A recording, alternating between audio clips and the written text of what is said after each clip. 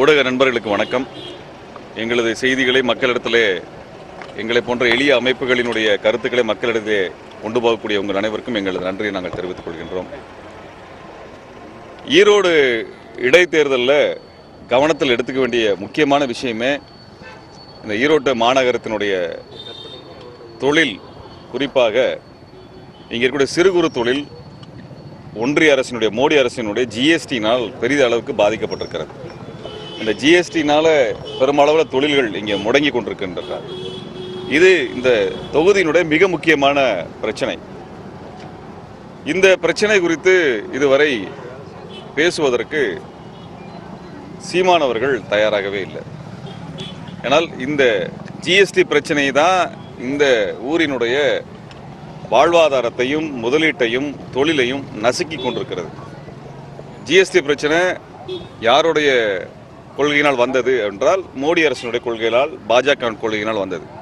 இப்போ அது விவாதத்துக்கு வராமல் மடைமாத்துகின்ற வேலையை செய்வது சீமானுடைய வேலையாக இருக்கிறது.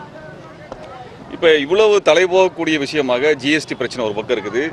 இன்னொரு பக்கம் வந்து தமிழ்நாடு கல்லூரிகள் எல்லாம், பல்கலைக்கழகங்கள் எல்லாம் இன்றைக்கு படிச்சுட்டு இருக்கிற மாணவர்களுக்கு டிகிரி கொடுக்க முடியாது என்று சட்டத்தை மோடி சர்க்கார் கொண்டு வந்திருக்கு.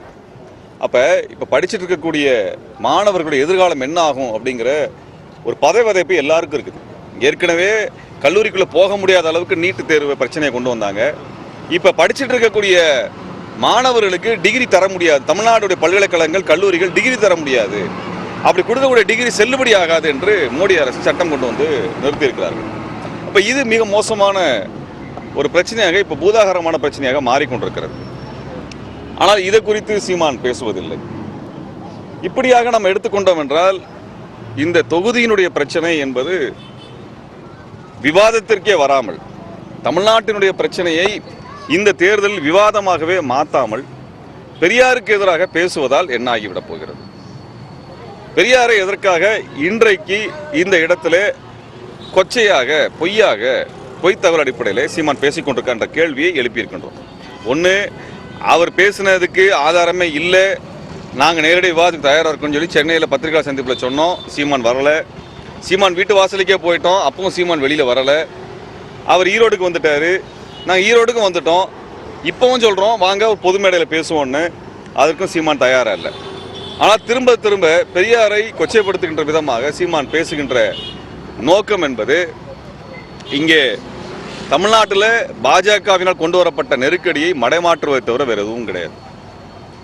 இப்போ பாஜகவினுடைய இந்த சீரழிவு திட்டங்களை நம்ம யாரும் பேசக்கூடாது, அது குறித்து யாரும் கவனம் செலுத்திடக்கூடாது. தமிழ்நாட்டோட அடிப்படை பிரச்சனை என்ன? இன்னைக்கு வந்து பாஜகவினுடைய கொள்கைகள் தான். பாஜக வந்து நம்மளுடைய நிதியை நிறுத்திவிட்டது. அதை குறித்தான எந்த விதமான கேள்வியும் எழுப்பாமல் பெரியார் குறித்து பேசுகிறாங்க. இப்போ மோசமாக என்ன பேசியிருக்காருன்னா, நேற்று முன்தினம் அவருடைய பொறுப்பாளர்கள் ஒருவர் ஹுமாயூன் என்கின்ற நபர் பெரியாரினுடைய சிலைகளை உடைப்பதற்கான பொன்னான காலம் வரும்னு பேசுகிறார். நான் ஹுமாயூனுக்கோ அல்லது அவருடைய தலைவராக இருக்கக்கூடிய சீமானுக்கோ சொல்லுகின்றேன், சிலையை உடைத்தால் கருத்தை உடைத்து விடலாம் என்று பாஜக நம்புச்சு. ஆனால் அதெல்லாம் தோற்று போய்விட்டது. இப்போ பாஜக கூலி வேலை பார்க்கக்கூடிய வேலையை நீங்கள் செய்கிறீங்க.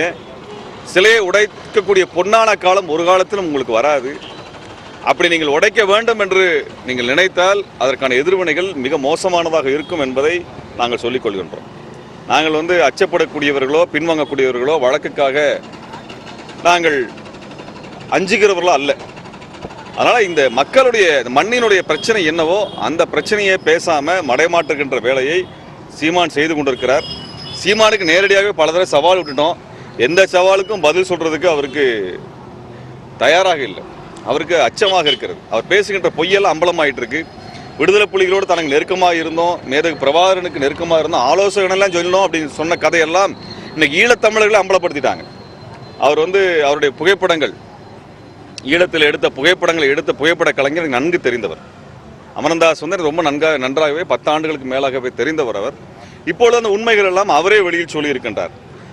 இந்த புகைப்பட கலைஞர் வந்து ஈழத்தினுடைய அந்த போர் கொடூரங்களை புகைப்படமாக எடுத்து உலகத்திற்கு அம்பலப்படுத்தி மிக மிக முக்கியமான ஒரு புகைப்பட கலைஞர் அவர் வந்து அங்கே காணாமலாக்கப்பட்டவரை பற்றியான அவரது புகைப்பட ஆவணம் என்பது இலங்கை அரசு செய்த குற்றங்களுக்கான சாட்சியமாக சர்வதேச அளவில் நீதிமன்ற விசாரணை வரும் என்றால் அதில் முக்கியமான சாட்சியமாக அந்த புகைப்படங்கள் இருக்கின்றன. அப்படிப்பட்ட ஒரு நெருக்கடியிலிருந்து புகைப்படங்கள் எடுத்தவர் இன்னைக்கு வந்து சீமானையுடைய பொய்யை பற்றி சீமான் செய்த இந்த கயமைத்தனம் அதை வந்து அம்பலப்படுத்தியிருக்கிறாங்க. இப்படிப்பட்ட ஒரு மோசமான சூழலில் இந்த சீமானினுடைய அரசியலை வீழ்த்துவதற்காக நாங்கள் இங்கே வந்திருக்கின்றோம். தேர்தலில் பரப்புரையை மேற்கொண்டிருக்கின்றோம்.